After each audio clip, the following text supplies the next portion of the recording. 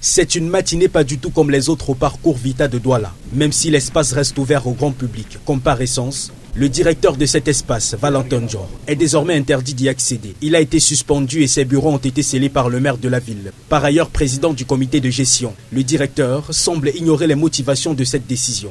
Moi, je suis arrivé beaucoup plus tôt, comme d'habitude.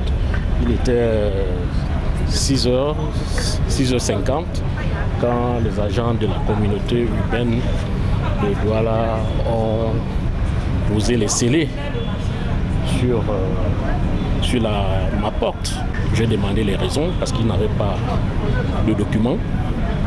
Au moment où ils posaient les scellés, il n'y avait aucune pièce justificative de leur acte. Cependant, en off, des indiscrétions parlent de la conséquence d'une bataille autour de la gestion des revenus publicitaires générés par le parcours Vita et dont le ressort reviendrait à l'équipe opérationnelle dirigeante du parcours Vita, ce d'autant plus que cette infrastructure à caractère sportif est placée sous la tutelle technique du ministère des Sports qui l'a nommée conformément à l'arrêté du Premier ministre de 2012 portant organisation et fonctionnement du parcours Vita.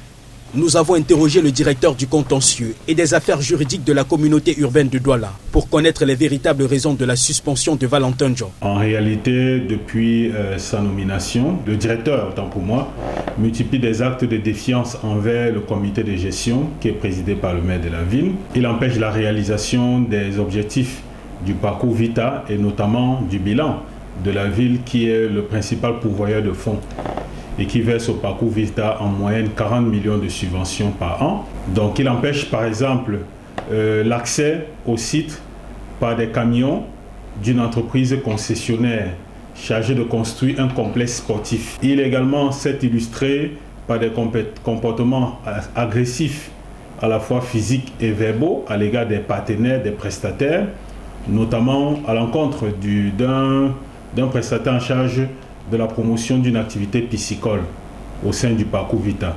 Par ailleurs, le directeur actuel n'a pas daigné procéder à la passation technique avec son prédécesseur malgré les multiples relances de ce dernier. Il produit les comptes d'emploi tardivement. Le directeur du parcours Vita étant nommé par le ministère des Sports, en quelle qualité le maire de la ville prend-il cette décision de suspension? Il est suspendu de ses fonctions sous le couvert, je l'ai dit, de l'article 209 du Code général des CTD qui permet au maire de gérer et d'affecter le personnel placé sous son autorité. Suivant les termes de l'article 1er du protocole d'accord de 1993, le présent, je le cite, le présent protocole d'accord a pour objet le transfert du parcours Vita de Makepe, entre parenthèses, Douala, à la communauté urbaine de Douala.